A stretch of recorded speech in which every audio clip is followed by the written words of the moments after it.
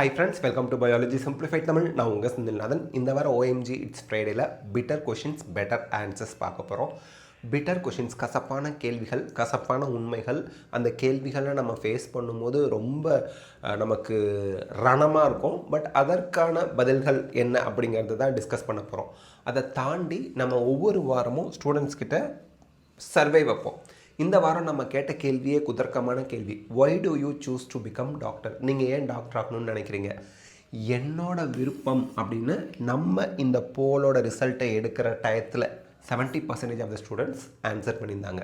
என்னோட பேரண்ட்ஸோட விஷ் அப்படின்னு 15% ஆஃப் த ஸ்டூடெண்ட்ஸ் ஆன்சர் பண்ணியிருந்தாங்க. இங்கே ஸ்பெல்லிங் மிஸ்டேக்காக இருக்குது, சாரி. சோஷியல் ப்ரெஷர், என்னோடய ஃப்ரெண்டு டாக்டர் ஆகணும்னு நினைக்கிறான், அதனால் நானும் ஆகணும்னு நினைக்கிறேன். எங்கள் ஃபேமிலியில் எங்கள் மாமா பையன் டாக்டர் ஆகிட்டான், நானும் டாக்டர் ஆகணும்னு சொல்கிறாங்க. எங்கள் அண்ணன் டாக்டர், நானும் டாக்டர் ஆகணும்னு சொல்கிறாங்க. எங்கள் அக்காவை டாக்டர் ஆக்கிட்டாங்க, அதனால் நானும் டாக்டர் ஆகணும்னு சொல்கிறாங்க. நம்ம ஃபேமிலியில் யாருமே டாக்டர் இல்லைப்பா, நீயாவது டாக்டர் ஆகுப்பா, இப்படி சொல்கிறாங்க. ஸோ இந்த மாதிரி சோஷியல் ப்ரெஷர்னால அப்படின்னு 3% ஆஃப் ஸ்டூடெண்ட்ஸ் சொல்லியிருக்காங்க. சொல்கிறதுக்கு ஒன்றும் இல்லை சார், ஏதோ நீட்டுன்னு ஒரு எக்ஸாம் வைக்கிறாங்க, நான் அதுக்கு படிக்கிறேன், டாக்டரான சந்தோஷம், படிக்கலாமே அப்படின்னு, எனக்கு ரீசன்லாம் எதுவும் கிடையாது அப்படின்னு ஒரு 12% ஆஃப் த ஸ்டூடெண்ட்ஸ் சொல்லியிருக்காங்க. நீங்களும் இந்த மாதிரி சர்வேல பார்ட்டிசிபேட் பண்ணி ஓட் பண்ணணும் அப்படின்னா நம்ம டெலகிராம் சேனலில் ஜாயின் பண்ணிக்கோங்க. Okay, biology simplified Tamil Telegram சேனலில். ஓகே, இப்போது பெட்டர் கொஷினில் ஃபஸ்ட்டு வரக்கூடிய ஒரு விஷயம், கசப்பான கேள்வி. ஜஸ்ட் ஒரு கமெண்ட் தான் படித்தேன் நான். அது என்ன கமெண்ட் அப்படின்னா, this is a controversial thing, I don't want to make it as a problematic one அப்படி நான் சொல்லலை. இப்போ பார்த்தீங்கன்னா நீட் பிஜியில் கட் ஆஃப் மார்க்கை ரிவைஸ் பண்ணாங்க. ஓப்பன் கேட்டகரிக்கு 7th பர்சன்டைல் எடுத்தாலே போதும், அதாவது 800க்கு 103 மார்க் எடுத்தாலே போதும். அதே OBC non creamy layer SC ST ஸ்டூடெண்ட்டாக இருந்தாங்க அப்படின்னா 0th பர்சன்டைல், அதாவது -40 800க்கு எடுத்தாலே அவங்க இதில் பார்ட்டிசிபேட் பண்ணலாம். நீட் கவுன்சிலிங்கில், பிஜி கவுன்சிலிங்கில் பார்ட்டிசிபேட் பண்ணி சீட்டு கிடச்சா ஜாயின் பண்ணி படிக்கலாம். ஸோ அப்போது அவ்வளோ கேவலமாக போயிடுச்சா படிப்பு, டாக்டர்ஸ் வித் நெகட்டிவ் மார்க்ஸ் அப்படிங்கிற மாதிரியெல்லாம் கமெண்ட் போட்டிருந்தாங்க. இந்த இடத்துல நான் சொல்கிறது என்னென்னா, -40னா அவங்களுக்கு எதுவுமே தெரியல அப்படின்னு நம்ம எடுத்துக்கிறது தவறான கருத்து. அவங்க சரியான கூட ஆன்சர் பண்ணியிருக்கலாம், பட் அந்த இடத்துல நிறைய கொஷின்ஸ் தவறாயிடும்போது மைனஸில் மார்க் போகிறதுக்கான வாய்ப்புகள் இருக்குது. ஏன்னா நெகட்டிவ் மார்க்ஸ் இருக்கக்கூடிய ஒரு examination NEET UG, NEET PG, JEE main, JEE advanced, இது எல்லாமே. ஸோ அதை ரொம்பவும் நம்ம நியாயப்படுத்த முடியாது. ஓகே, இப்போ நம்ம ரிசர்வேஷனை முதல்ல புரிஞ்சுக்குவோம். ஓசி ஜென்ரல்னா என்ன, பிசி, பிசிஎம், எம்பிசி இதெல்லாம் நமக்கு தமிழ்நாட்டில் இருக்கக்கூடிய கேட்டகரிஸை ஓபிசி நான் கிரீமி லேயர்னு சென்ட்ரல் இன்ஸ்டிடியூஷன்ஸில் சொல்வோம். Economically weaker section SC ST இருக்குது. ஓகே, இப்போ நம்ம ஆல் இண்டியா கோட்டாவுக்கான ரிசர்வேஷன் தான் பார்த்துருக்கோம். இதில் ஜென்ரல் ஓப்பன் மெரிட் சீட்டுக்கு 40.5% இடங்கள் இருக்குது, இடஒதுக்கீடில் இடங்கள் இருக்குது. ஓபிசி நான் கிரீமி லேயருக்கு 27% இடஒதுக்கீடு இருக்குது, ரிசர்வேஷன்.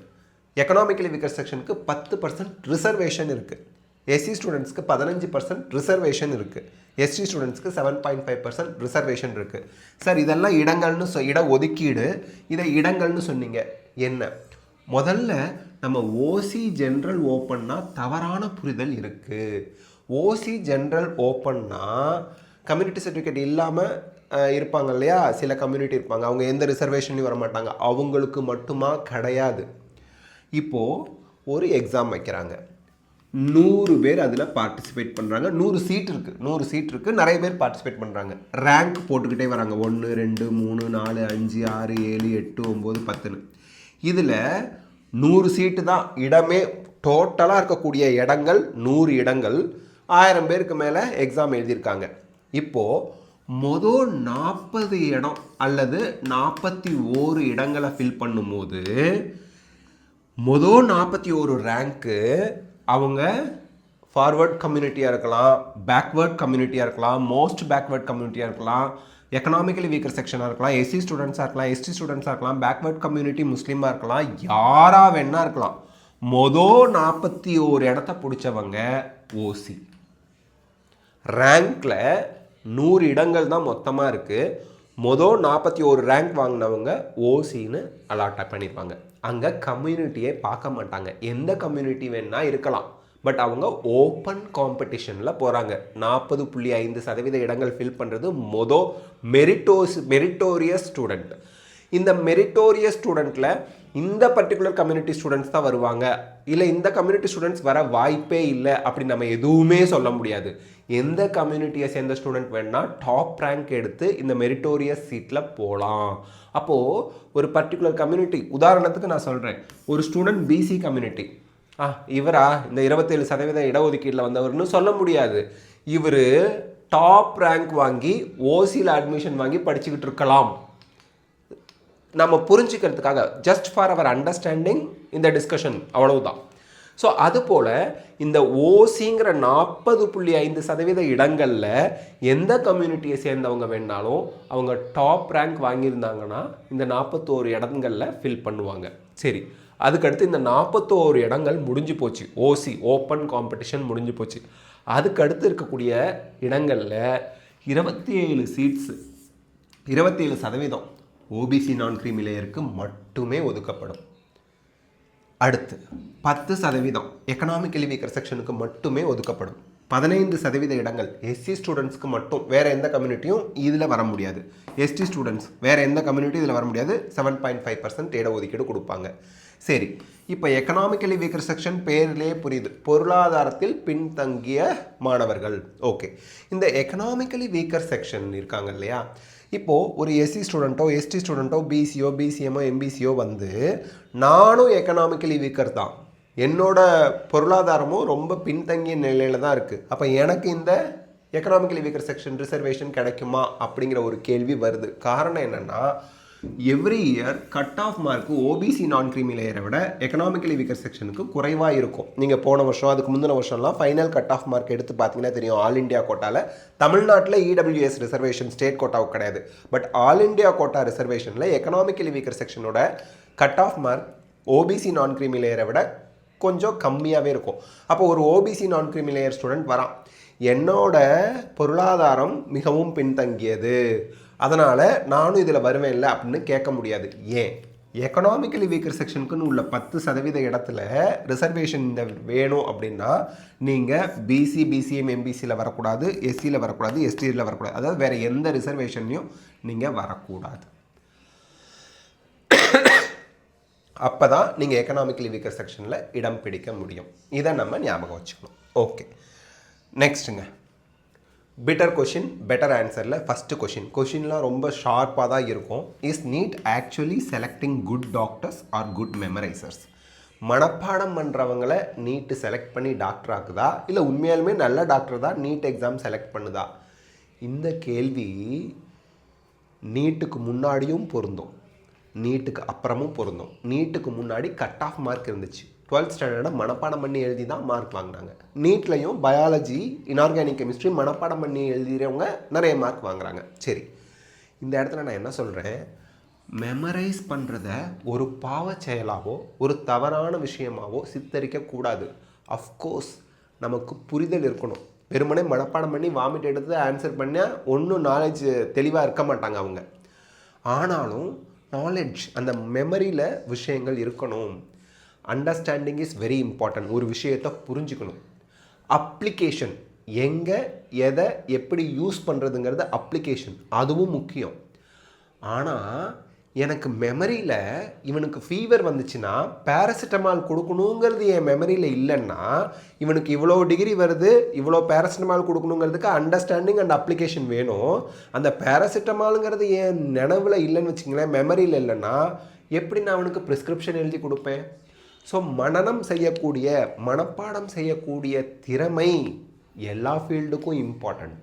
எம்பிபிஎஸ், என்ஜினியரிங்கில் கன்ஸ்ட்ரக்ஷன் கட்டிக்கிட்டு இருக்கிறாங்க, இவ்வளோ கலவை இவ்வளோ மண் இவ்வளோ சிமெண்ட் போடணுன்னு அந்த இடத்துல அப்படியே மனப்பாடமாக வச்சுருக்கணும். அண்ட் கேல்குலேஷன் டக்குன்னு அவர் அப்ளை பண்ணி சொல்லணும் அந்த இன்ஜினியர்.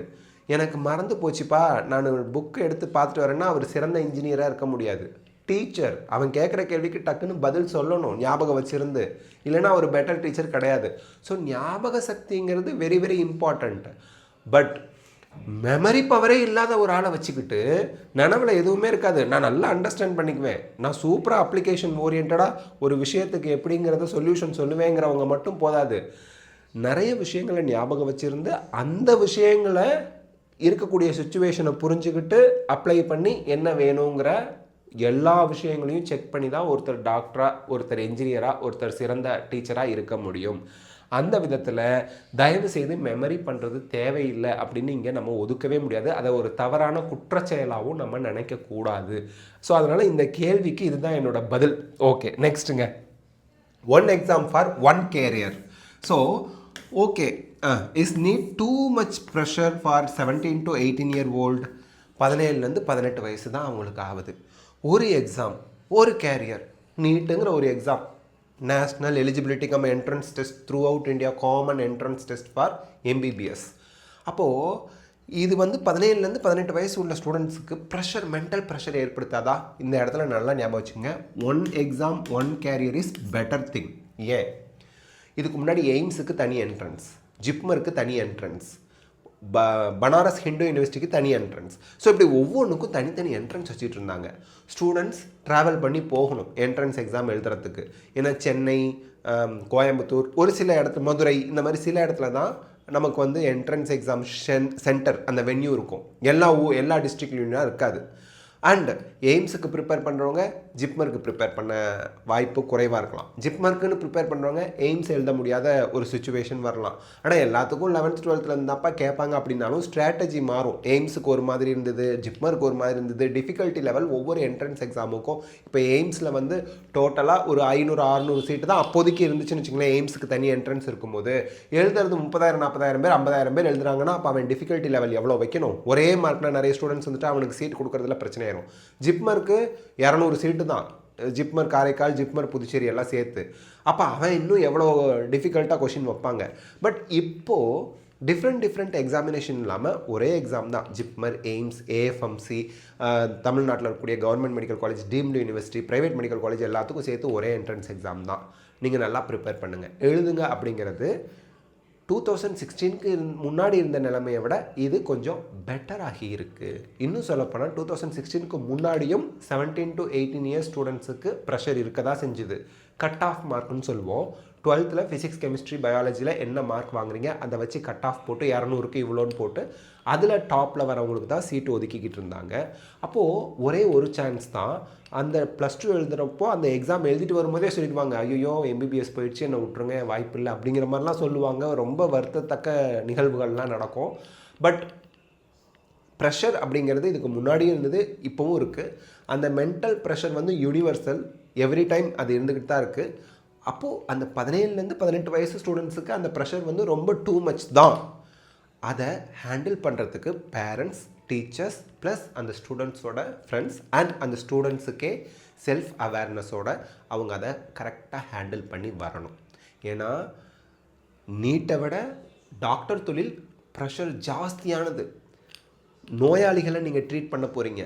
அப்போ அந்த இடத்துல நீங்கள் எப்படி ப்ரெஷரை ஹேண்டில் பண்ண போகிறீங்க அப்படிங்கிறது இது ஒரு உதாரணமாக, எக்ஸ்பீரியன்ஸாக நம்ம எடுத்துக்க வேண்டியதான், வேறு வழி இல்லை. Okay, next.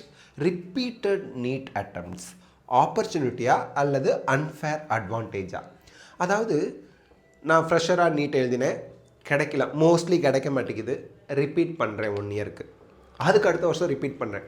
இப்போ அடுத்து ஃப்ரெஷர்ஸ் வருவாங்கல்ல, அவங்களுக்கு ஹெவி காம்படிஷன் எங்கேருந்து வருது? ரிப்பீட்டர்ஸ் கிட்டேருந்து வருது. நிறைய பேரண்ட்ஸ் என்கிட்டே சொல்லியிருக்காங்க, இந்த ரிப்பீட்டர்ஸ் வந்து ஒரு லிமிட்டுக்கு மேலே ஸ்டாப் பண்ணணும் சார், ரிப்பீட்டர்ஸ்னால தான் ஃப்ரெஷராக போகிறவங்க பாவம் பரிதவிக்கிறாங்க எங்கள் குழந்தைங்களாம் அப்படின்னு சொல்லுவாங்க. பட் இந்த இடத்துல நம்ம புரிஞ்சிக்க வேண்டியது, ரிப்பீட் அப்படிங்கிற ஒரு ஆப்ஷன் வரதுனால நம்ம இதுக்கு முன்னாடி ஒரு கேள்வி பார்த்தோம் பார்த்தீங்களா, ஒரு 17-18 வயசு குழந்தைக்கு இவ்வளோ ப்ரெஷர், மென்டல் ப்ரெஷர் கொடுக்குறாங்களே, அந்த மென்டல் ப்ரெஷர்லேருந்து அவங்கள வெளியே எடுக்கிறதுக்காக தான். யூ டோன்ட் வரி, ரிலாக்ஸ்டாக ஃப்ரெஷராக எக்ஸாம் எழுது, இல்லாட்டியும் ரிப்பீட் பண்ணிக்கலாம் 1 இயருக்கு அப்படின்னு அவங்கள சமாதானப்படுத்தி, ஒரு தடவை போனால் இன்னொரு வாய்ப்பு இருக்குங்கிற ஒரு மைண்ட் செட் கொண்டு வந்தாலே அந்த ப்ரெஷரை குறைக்கலாம் அப்படிங்கிற ஒரு ஆப்ஷனுக்காக தான் அதை வச்சுருக்குறாங்க. பட் ரொம்ப டைம்ஸ் ரிப்பீட் பண்ணிக்கிட்டே இருக்கிறாங்கல்ல, அது வந்து நம்ம ஒரு லிமிட் வச்சா நல்லது. சரிங்க, அடுத்து, should there be an age limit for NEET attempts? இதுக்கு சுப்ரீம் கோர்ட் கொடுத்துருக்கக்கூடிய இடைக்கால உத்தரவு, there is no limit, there is no attempt limit for NEET அப்படிங்கிறது தான்.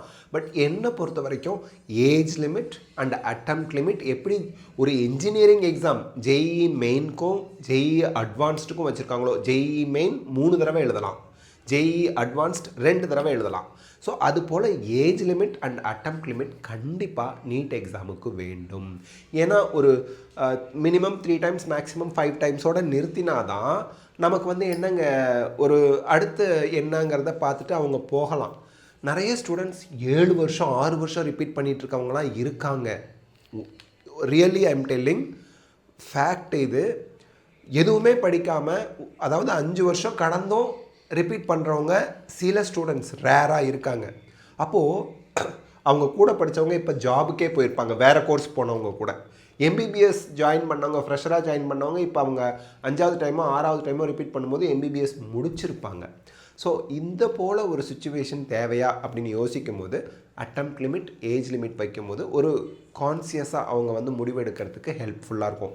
யூபிஎஸ்சி எக்ஸாமுக்கே அட்டெம்ப்ட் லிமிட் ஏஜ் லிமிட் இருக்கும்போது நமக்கு வந்து ஜாப் ஓரியன்ட் எக்ஸாம், இந்த படிப்பு சம்மந்தமான ஒரு எக்ஸாமுக்கும் ஏஜ் லிமிட் அட்டெம்ப்ட் லிமிட் வைக்கிறது சாலச் சிறந்தது. நீட் பிஜிக்கு தேவையில்லை, பட் நீட் யூஜிக்கு தேவை அப்படிங்கிறது என்னோட கருத்து. பட் இப்போதைக்கு இல்லை. இப்போ ஏஜ் லிமிட் இருக்கா, பயப்படாதீங்க. இப்போதைக்கு ஏஜ் லிமிட் இல்லை, அட்டெம்ப்ட் லிமிட் இல்லை. 2026க்கு ஏஜ் லிமிட்டும் கிடையாது, அட்டெம்ப்ட் லிமிட்டும் கிடையாது. Okay. Do toppers succeed because of coaching or self study? என்னை பொறுத்த வரைக்கும் எப்போவுமே ஒரு ஸ்டூடெண்ட்டோட சக்ஸஸ்க்கு காரணம் 90% அந்த ஸ்டூடெண்ட்டு தான். 9% அவங்க பேரண்ட்ஸ். மற்ற எல்லாருமே 1% தான் ப்ரொவைடர்ஸ். மற்ற எல்லாருமே 1% தான். இப்போ நீங்கள் கேட்பீங்க 99% ஸ்டூடெண்ட் ப்ளஸ் பேரண்ட்ஸோட எஃபர்ட், 1% தான் கோச்சிங் சென்டரா, மென்டர்ஸா, சீனியர்ஸா, புக்ஸா, கைட்ஸா, ஆன்லைனா, whatever it may be, 1% தான் மற்றவங்களோட ஹெல்ப். ஏன் அப்படி நான் சொல்கிறேன்? அந்த கோச்சிங் இன்ஸ்டிடியூஷனில் எல்லாருக்குமே கோச்சிங் அவங்க கொடுத்தாங்க, எல்லாருக்குமே எக்ஸாம் வச்சாங்க. அதை யார் சரியாக பயன்படுத்திக்கிட்டா, யார் ஃபோக்கஸ்டாக இருந்தா, யார் கண்ணும் கருத்துமாக இருந்தா, யார் ரெஸ்பான்சிபிலிட்டியோடு இருந்தாங்க, அவங்க தான் டாப்பராக வராங்க. ஸோ டாப்பர் அப்படின்னா நல்லா படிக்கிறவங்கன்னு அர்த்தம் கிடையாது, டிசிப்ளினாக இருந்தவங்கன்னு அர்த்தம். டாப்பர் அப்படின்னா ரெஸ்பான்சிபிலிட்டியோடு இருந்தாங்கன்னு அர்த்தம். டாப்பர் அப்படின்னா செல்ஃப் மோட்டிவேட்டடாக இருந்தாங்கன்னு அர்த்தம். டாப்பர் அப்படின்னா தனக்கு தான் உழைக்கணும் அப்படிங்கிற அவேர்னஸ் இருந்துச்சு அப்படின்னு அர்த்தம். ஸோ அவங்க உழைச்சாங்க. நீங்கள் கொடுக்குற மெட்டீரியல் யார் வேணால் கொடுக்கலாம், நீங்கள் எல்லாருக்கும் தான் கொடுத்தீங்க. ஆனால் அந்த மெட்டீரியலை கரெக்டாக பயன்படுத்தி அதை எக்ஸிக்யூட் பண்ணி எக்ஸாம் ஹாலில் அவர் தனியாக தான் போராடினார். அங்கே அவங்க பேரண்ட்ஸோ கோச்சிங் சென்டரில் இருந்த டீச்சர்ஸோ யாருமே அவர் கூட இல்லை. எக்ஸாம் ஹாலில் ஒரு வாரியராக, தனி ஒரு ஆளாக அங்கே ஜெயிச்சு வரது அந்த ஒரு ஸ்டூடெண்ட்டு தான். அப்போது 90% student, 9% parents. So 99% it's a family work. 1% தான் மற்றவங்களோட கான்ட்ரிபியூஷன் இருக்குது. இதுதான் என்னோட ஆன்சருங்க. ஸோ இந்த வார ஓஎம்ஜி இட்ஸ் ஃப்ரைடேயில் நம்ம பிட்டர் கொஷின்ஸ், அதற்கான பெட்டர் ஆன்சர்ஸ் பார்த்துருக்கோம். உண்மையாலுமே ஆன்சர் பெட்டராக இல்லை ஒஸ்ட்டா அப்படின்னு நீங்கள் கமெண்ட்டில் சொல்லுங்கள். அண்ட் என்னை பொறுத்த வரைக்கும் எல்லா படிப்புமே நல்ல படிப்பு தான். நம்ம அதை எப்படி படிக்கிறோம் அப்படிங்கிறத பொறுத்து தான் நம்ம ஃப்யூச்சர் நமக்கு இருக்குது. ஸோ நல்லா படிங்க, நிறைய ப்ராக்டிஸ் பண்ணுங்கள். All the best of luck. God bless you. Thank you.